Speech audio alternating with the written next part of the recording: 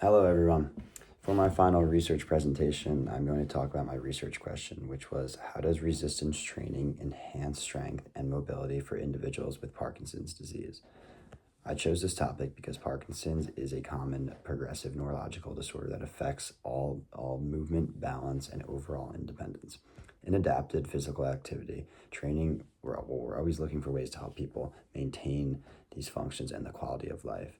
And resistance training is one of those interventions that both is accessible and promising. So I feel that understanding what it can realistically do for people with Parkinson's is really important for exercise professionals and the rehabilitation teams. Okay, after reviewing several of the peer-reviewed studies, my overall findings were that resistance training constantly does improve strength, mobility, and functional performance in individuals with Parkinson's disease. I think that what stood out the most across all the literature was that even Parkinson's disease involves a motor decline, so the body still responds very positively to properly structured strength training programs. One study specifically that really supported this was the multi-week resistance training program that focused on major muscle groups in the legs and the core. These participants showed measurable improvements in gaining speed, balance, and their ability to even perform daily tasks. Like some of those tasks could even include standing up from a chair or climbing stairs. The study emphasized progressive overload, meaning that they slowly increased the weights over time, but continuing to rise and continuing to keep them going to get that full range of mobility. Another important study looked at strength training compared to the stretching or the low intensity exercises. The resistance training group not only became stronger, but they also showed better control. This means like their muscles became smoother and more coordinated. These findings are especially important for Parkinson's disease because people with it also often struggle with very rigid or slow moving patterns. The research did show that the resistance training helps with the nervous system stay more engaged and responsive to these tasks.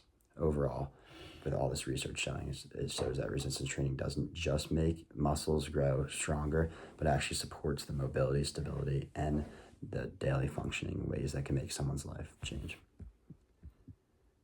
Okay, so for the research, comparison with the peer research, the classmates' question I had was, does participation in Special Olympics lead to increased health fitness for those with Down syndrome?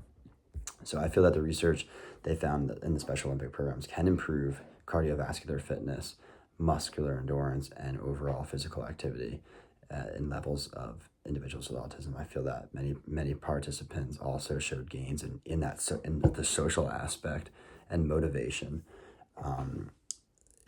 which help them stay active in the long term. Programs they also do often have structured training, so it's not all by themselves. It will be with a community, and it's a supportive and almost always a positive environment.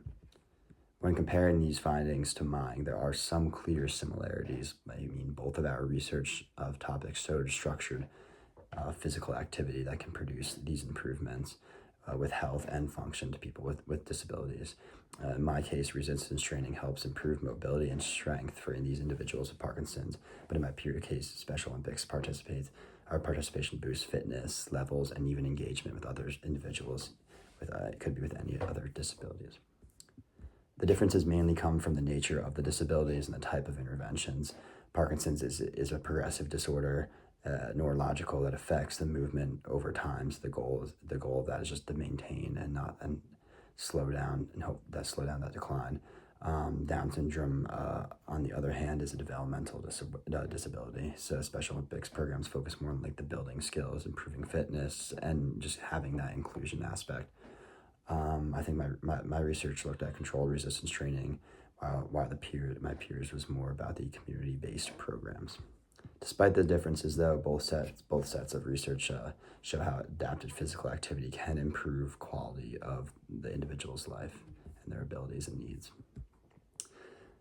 Like any other research topic, there were some limitations.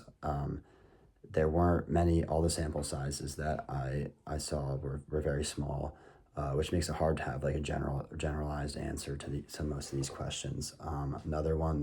Another limitation was that they were very short tests, between 8 or 12 weeks. So you don't know how how these can affect a long term For future research, I think there needs to be longer studies going along with that combine that resistance training with maybe other interventions to see how you can benefit. Something as like what we do in classes, like the aquatic therapy, maybe in the pool rather than just in the same setting or same like gym environment. It would also be helpful to look at the different stages of Parkinson's from strength training, like the early onset stages to maybe the late stages, which can get very difficult. In terms of these practical implications, these findings show that adaptive physical activity professionals should integrate resistance training into programs for people with Parkinson's. I think with the right modifications like machines or like any stability, speeds of movement, strength can be super safe, will be safe as long as it's handled by professionals. And I think it gives people more control over their bodies and helps them maintain that independence maybe by themselves so they can learn to help to do that by themselves. Overall, this research helped me understand how impactful resistance training can be for people with Parkinson's disease and how adaptive physical activity can truly improve someone's day-to-day life. It also helped me see how my work that I did on my own can connect with peers, and even though there were other questions and other disabilities involved. I think that's all. Thank you.